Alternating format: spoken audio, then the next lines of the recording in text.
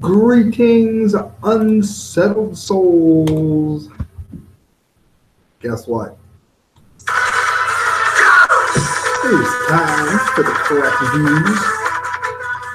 Not just that, but it's time for what, you know what time it is. It's time for the Dunce Cap of the Month show. And there's going to be 2 Dunce Caps given here because I'm a little bit behind. They are being sent. As a matter of fact, Doug Tout, zoom in, I promised I would show. There is the receipt. He paid for it. He paid for the Dunce Caps to get sent. It all costs money, friends. And this is listener supported. The money you give to me, I give towards a better show. And today, we have one hell of a show. How do you donate, by the way? Simple. Go to the CoRReCt at hotmail.com. Donate through PayPal. Put the money towards the kind of craziness you're going to get here. For those of you that don't know, the Dunce Cap of the Month is something I like to do every month where I find the most ridiculous stories, often from our leaders, but not always. The most ridiculous stories. And I bring them to you so that you can see and hear the stupidity that is all around us. And today, friends, I'll tell you, there are some real dummies. Some of these go back a little bit because I've been meaning to get to them and was not able to. So I'm going to zip through those. Possum breaks into a liquor store and gets drunk as a skunk. Now, this one, nobody really could get the dummy for this, but the story itself was so strange, I'm only going to spend a second on it. I felt like it should be included. The animal wasn't playing possum in a Florida liquor store. It was truly drunk. It snuck into Cash's liquor store in Fort Walton Beach the day after Thanksgiving and apparently helped itself to some alcohol from the Northwest Florida Daily News, tells it there. They reported that Michelle Pettis, a wildlife health technician at the Emerald Coast Wildlife Refuge, said the juvenile possum was female and was brought to the Fort Walton police officer on November 24th.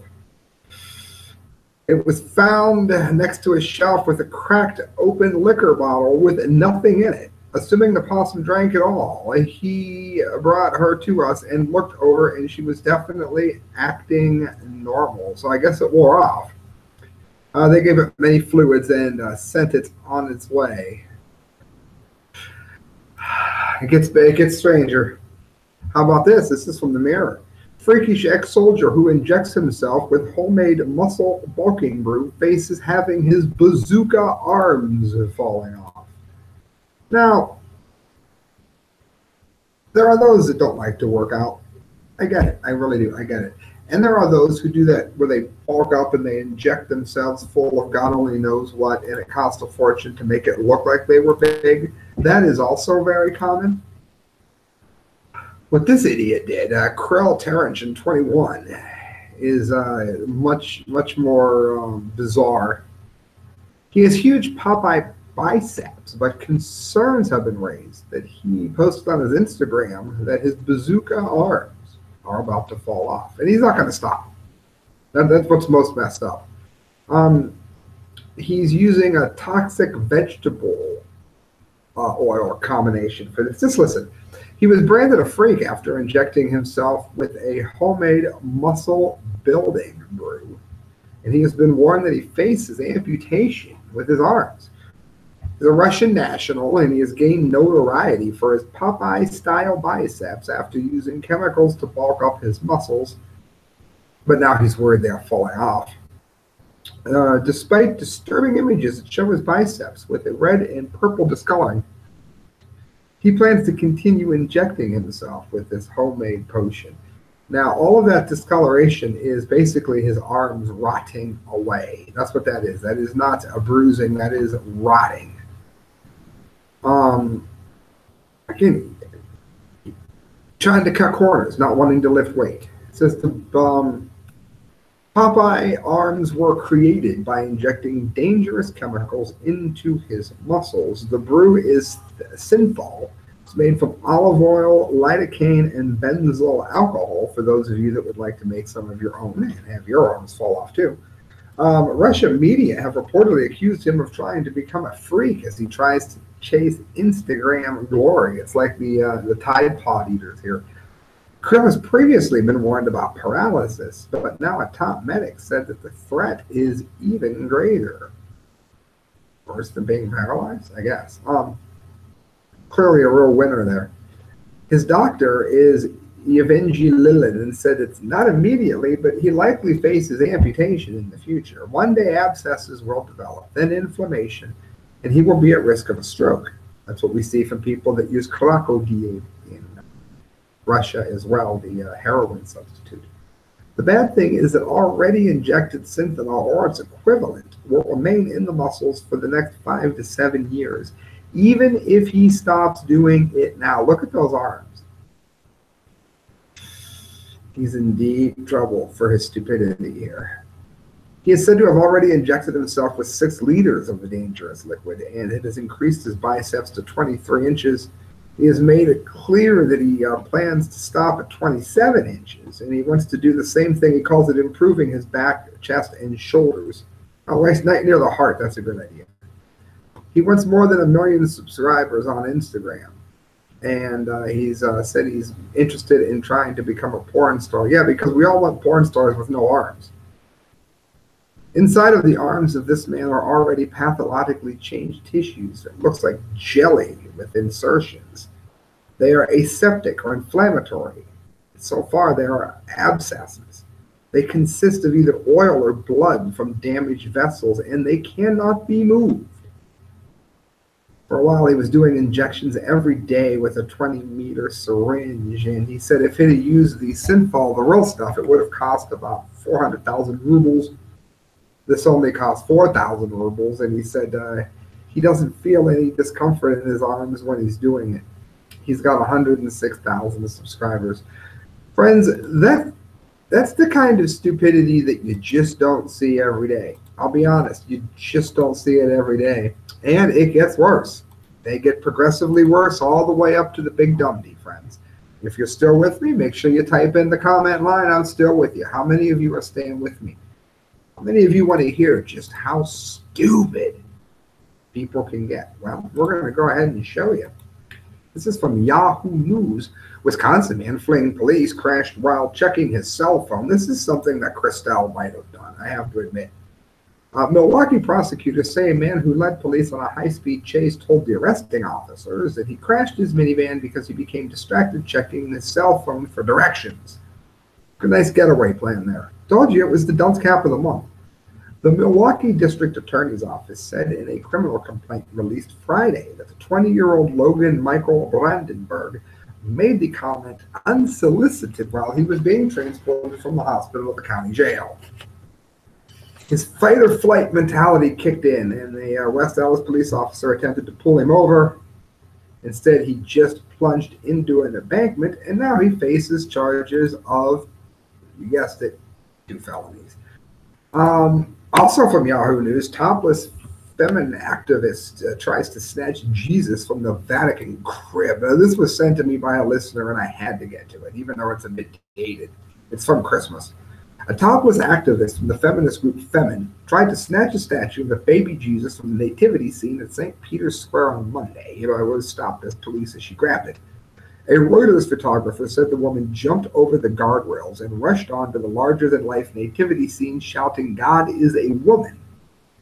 She had the same slogan painted on her back. Now, what's interesting here is that over and over again, the Bible is very clear that God is a man. Now, he certainly does not flaunt that or care one way or the other. And he's probably not a man in the way that you and I would think of it. But just the same, I think it's interesting that we live in a world where it never fails to find some new way to slander God in all things Christian. The Vatican, Jordan stopped her from taking the statue, and she was detained. It was about 2 hours before the Pope gave his Christmas message. You all know I'm not a huge fan of the poem, but that feminine, they really are something else. They tried this in 2014 and were arrested likewise for that. Moving on, best laid plans fail as the LA police net felon after brazen idiotic act. And once you look at that, this one is written by me. I knew as soon as I wrote it, I was going to have to put this on the Dunce Cap of the Month show. We are hardly into 2018, and already I wrote, even though it is only the 3rd of January when I wrote this, the candidate for dumbest criminal of the year has been found. As a matter of fact, there are so many dunce cap-worthy offenses racked onto Miss Cheng Li in California that it's hard to pinpoint them all. To begin with, as MSN reports, the Reading resident is behind bars after allegedly illegally parking next to 2 uninformed police officers, then asking them how to get to the site of a planned drug deal. He was driving a black SUV, parked the vehicle on a red curb fire lane. So, one, you've got the illegal parking, and then began to ask for directions. The 40-year-old then strolled right up, it says, to the officers who were sitting inside of their cars and asked for directions to a mobile home, 2 streets that don't intersect. So he didn't even know where he was going. There were 2 streets that went in the same direction. They never crossed one another, and he asked how to get there when they crossed. Never hearing of GPS, I wrote clearly, which is on most phones these days, he managed to arouse the suspicions of the officers in question. They asked to search his car, which is their right, and he foolishly allowed them to do so, likely not knowing his rights. Now, I don't know how many of you know this, but I go to a side story here because this is why you tune in. This will save you a fortune someday if you listen to me. I was pulled over and I refused to allow the police to check my car. I refused. Well, in Sandusky, they said, we can get dogs and make it mandatory that we do this. I still refused. I said that I do not consent to any searches or seizures, and I instructed my wife to do the exact same thing. You know what? They drove away without checking my car. Didn't even have any dogs on duty. So if a cop asks to check your car, he's allowed to do so, but you don't have to let him do it. Guy let him look through his car, and they found half a pound of weed. Also found a loaded gun. And since he's a felon, that's going to get him as well. Officers, even after that, asked to check his cell phone, and would you believe he was dumb enough to allow them to do so? He openly let the officers read it, and of course it showed that he was going to show up to buy drugs. And the person he was going to buy drugs from now got busted as well due to his stupidity. Hey, how many of you listening to this would like to advertise? If you would, get a hold of me at TheCoRReCt@hotmail.com because I'll get you a nice rate, and this is what somebody would be listening to. Your ad, right here. Friends, this is from Fox News.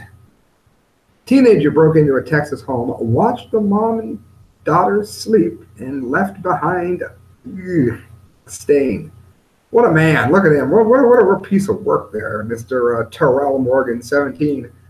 Broke into a Texas home and undressed and watched the mother and young daughter sleep for a half hour during a frightening episode on New Year's Day, police said. Again, this is for the last 2 months, this here dunce cap of the month. Months, as it is. Officer said the man left behind a mysterious stain on the woman's bed. Yeah, I bet it was pretty mysterious. He was arrested on burglary charges and allegedly broke into the Spring home through a window, the Montgomery County Sheriff's Office said on Facebook. They said the teen attempted to enter the home by trying to open several doors and windows around the house before ultimately breaking in through a guest room window. He was spotted on surveillance video walking around the house before entering the bedroom of the 7-year-old's daughter, so it gets even creepier. Yuck.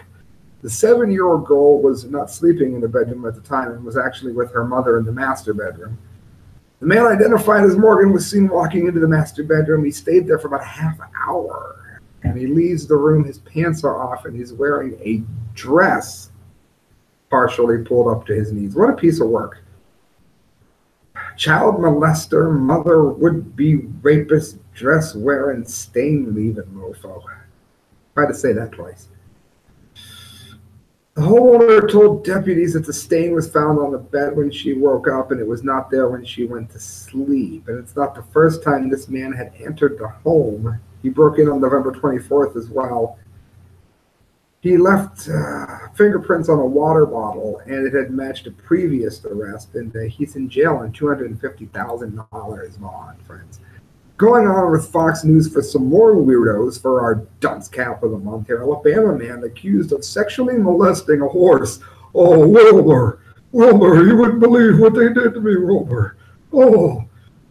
I wrote this for the Post too, but I'm going to go ahead with Fox's. I don't feel like calling mine up right now. An Alabama man was accused of repeatedly molesting a horse. After his owner believed she found evidence of the crimes left behind in the stall, it was Danielle Bennett, 18 of Irvington, is awaiting trial after allegedly told the Mobile County Sheriff's Office investigators that he attempted to molest the horse. Now, I'll tell you what, I'm going to send a free gift to anybody that looks up my article on the Conservative Daily Post about the horse guy. I'll tell you right now, you look it up, and I'll send you something free. What are teens doing today? Breaking into houses, watching parents sleep with their 17-year-olds, eating Tide Pods, and molesting horses? What the hell? She found him in the barn when the dog started barking. It was a 20-year-old steed that he was trying to molest, according to WPMI. Francine James and her husband showed up with a gun and kept him in the stall until police arrived. And then they found him in his trench coat, a burglar's tool. And she believes that there have been evidence, probably more mysterious stains, in Polly's stall multiple times throughout December. So he'd been giving the horse many Christmas gifts during the entire month. Maybe 7 to 10 times, Jane said. Toilet paper had been left. The haystacks had been removed and items had been turned over. Yeah, because he was climbing up behind the horse. That's what that means. Bennett's arrest lists his crime as bestiality. It's a misdemeanor, and he was engaged in or submitted to any sexual contact with an animal, DeWitt in this case. DeWitt the horse. Now, guys, we only got one more to get to. Two more to get to before we get to the big winners. And we're getting onto some serious stupidity here. Man declared dead, snores the night before his autopsy. Now, this kind of thing used to happen quite a bit a long time ago. I understand that. But in our age of science, you don't really see that much of this anymore. It's not like the serpent and the rainbow or something, for those of you that have seen that. Well, I guess it does still happen. People used to be buried with alarms that they could sound from their coffin. There's even an Abner story dealing with that, a good old black and white. And it's funny. This instance was not as funny. A man in Spain who had been declared dead by no less than 3 doctors, uno, dos, tres, was actually still alive, which doctors discovered only when he began snoring on the autopsy table. Otherwise, they'd have been cut up like the Easter ham. The man, 29-year-old Gonzalo Montoya Jimenez, was a prisoner at the jail in northern Spain. He was found unconscious in his cell on Sunday and was believed to have been dead. 4 hours later, the night before his autopsy, he'd been heard making noises on the autopsy table, and he was still alive. He already had the marks painted on him to guide the autopsy, the blades. How did this happen? Just something like this, we don't know. Determining whether someone is dead or alive might sound simple enough, but there are not universal guidelines for exactly when doctors should pronounce someone dead. You're dead when the doctor says you're dead, said Dr. James Burnett, a neurologist at Dartmouth College Giselle School of Medicine in New Hampshire. Broadly speaking, a person may be declared dead when 1 or 2 things happen. The heart stops and doesn't start again, or they are brain dead. A person is considered brain dead when he or she no longer has any neurological activity from the brain or the stem, meaning no electrical impulses are being set. Doctors perform a number of tests to determine whether the brain is dead, but in this case, clearly that wasn't the case. The man had suffered from epilepsy, so they should have known to check for a trance-like state called catalepsy, but they didn't. This also happened in 2014. A 91-year-old woman in Poland was declared dead and spent 11 hours in the mortuary before being discovered alive and moving in her body bag. I bet she was thrilled. Friends, I also wrote this one. Hilarious irony overtakes rap artist as courtroom issues a 3-year sentence. Now, this is great. I almost gave this one the Dunce Cap of the Month award because we all know that rappers, by and large, can be some of the dumbest people that have ever lived. And I do some raps. That's not really, I don't mean the genre. I don't mean the art form. I mean hip-hop culture is what I mean. I mean the idiots on the radio, or Orion, T-Pain, T.I., Lil Wayne, anybody like that has no talent whatsoever is what I mean. I don't mean real artists like Steve Grant or something, but I digress. Most libertarians and those who have studied the Constitution, I wrote, have found that the government has very little right to conduct the war on drugs as they have. But until this is addressed, the laws are what they are. This means that it's best to not sell drugs. But if one is trying to remain free, if a person does decide to engage in the practice, it may be wise to not write songs advertising what one is doing. Yahoo News reports 30-year-old Michael Prasad all but invited police to his side to arrest him by writing songs like Sell Drugs with an S and a Z and other such ditties. Yeah, you can tell he's brilliant. All that's going to do is make it harder to find the signal. What a dope. His choice of song titles has helped lead his recent 3-year prison sentence for doing just that, selling illegal drugs. Sometimes I wrote the irony, it just hurts. It seems that in many cases, those that dive into certain rap cultures begin to feel immune from the law. Many flash gang signs, guns, and other actions that would make it all but impossible for law enforcement to not act. There he is. What a genius. Prasad, whose stage name is Montana Mills, was lucky to get 3 years considering that he was dealing deadly heroin and fentanyl. His lawyer, Matt Smith, calls the outcome fair and just. His client had been looking at 6 years. It's hard to say if the drugs he peddled did cost anyone their lives or not, and an East Independence undercover detective purchased nearly 3/4 of an ounce, 22 grams of fentanyl, and a small amount of heroin from the rapper over a 4-month period in October. The entertainer's woes are far from over. He faces additional problems for selling drugs in Lebanon County, PA. A jury has already convicted him there on drug charges, and it seems that he may have a much better chance of succeeding in the music world if he could stay out of prison. For that to happen, he may wish to consult others before naming his next single, I wrote. And you guys know me. I'm pretty libertarian. I don't think that the government has any right to be involved in what other people choose to do to their body. People know I'm very adamant about that. I'm not in favor of that kind of thing being policed at all. But since it is being done, some people are just plain out stupid about the way they go about pursuing liberty. I'll put it that way. Friends, we have 2 more, and that means it's time for the dunce cap of the month winners. Oh, yes, there's the Dundee music. Let it play for a minute. Oh, isn't it beautiful? Oh, yes. Remember, friends, this is listener supported, so if you donate to the CoRReCt at hotmail.com, I can make sure that I give you a better show, more shows like this more often with better equipment, which would be a godsend. Friends, Tom Udall compared a video of President Trump terrorist propaganda on social media to the Senate committee Wednesday hearing dealing with extremists. And confusing wrestling with real life is bad enough. But I thought it was much worse. Let me call the actual award up here. I thought it was much worse what I saw coming out of Chicago. I mean, sometimes you just can't help but to laugh at these things. But let me go ahead. We know about the Molly Stark Center in Chicago. Well, let's look at this genius here. Come on, call up. Dunce Cap of the Month award going to HarperCollins. The wonderful HarperCollins here. The Dunce Cap of the Month, President and CEO Brian Murray, for being so easily misguided that he would push the gay lifestyle on children who are not old enough to decide for themselves who they are yet. Not only that, but the fact that the historic Christian saint, St. Nick, was used to push the via HarperCollins, one of the most short-sighted companies to ever publish a book of any kind, for not understanding that there comes a time when facts should trump an agenda based on a flawed PC mindset. You win the Dunce Cap of the Month award. Better luck next. Learn some history in context next time, I wrote.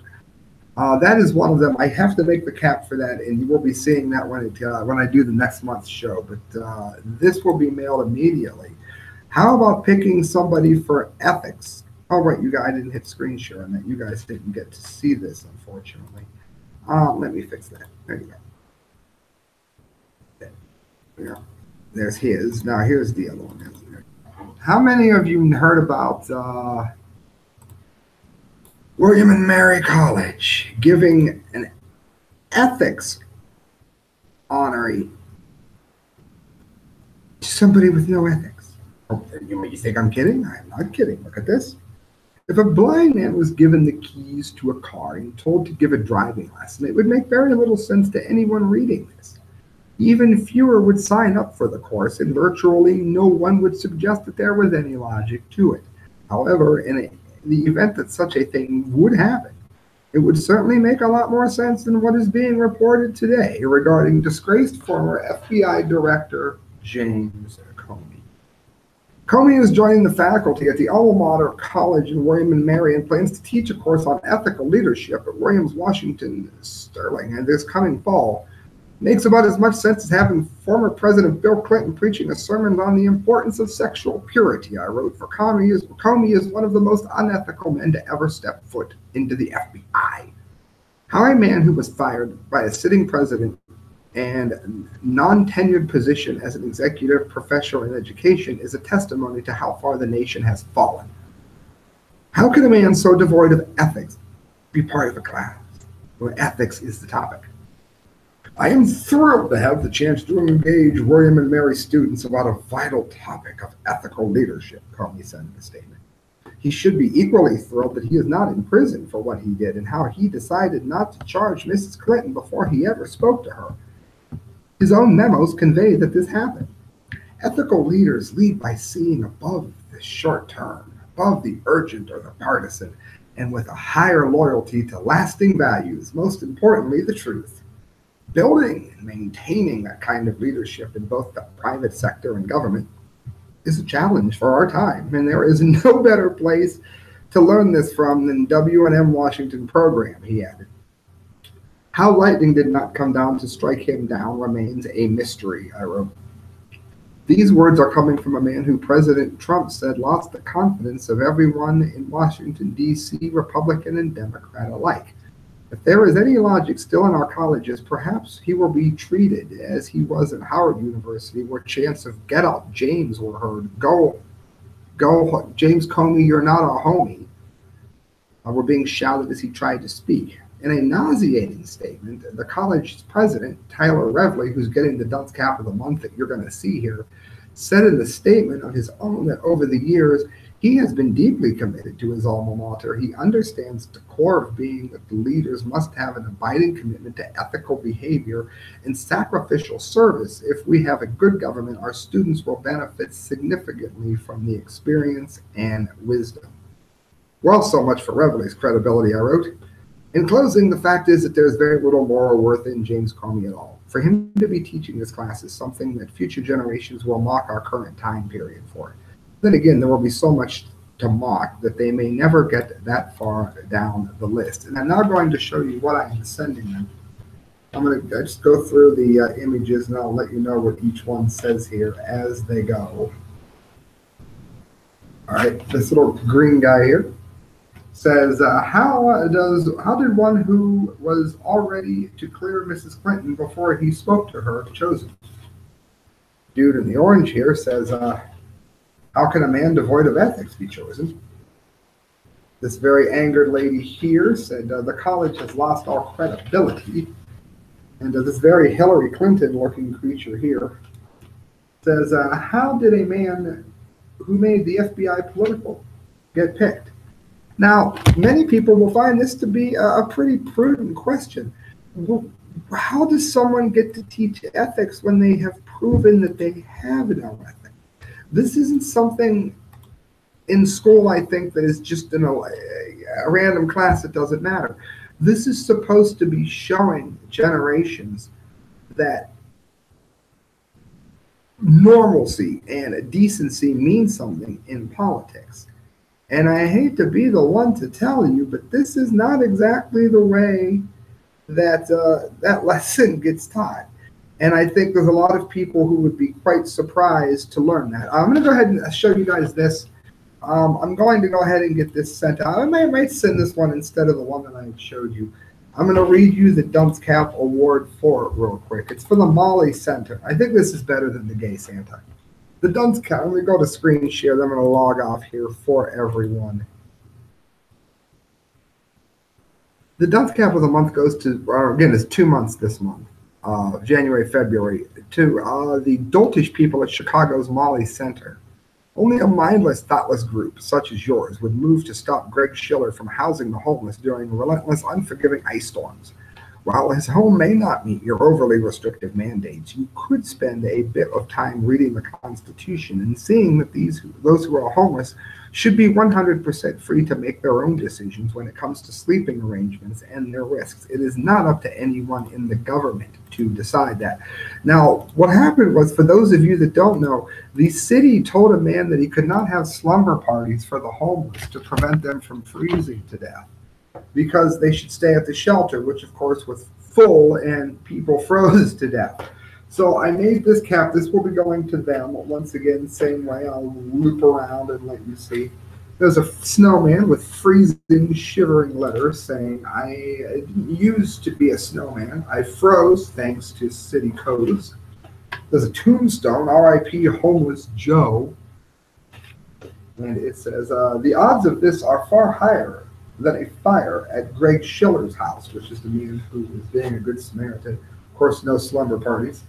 And then this little orange gentleman here said, but slumber parties are okay. Friends, you've been listening to The Correct Views. That's the Dunce Cap of the Month Award. And I thank you for listening. Please hit share. Please hit subscribe. Please donate at correctviews@hotmail.com. Good night, friends.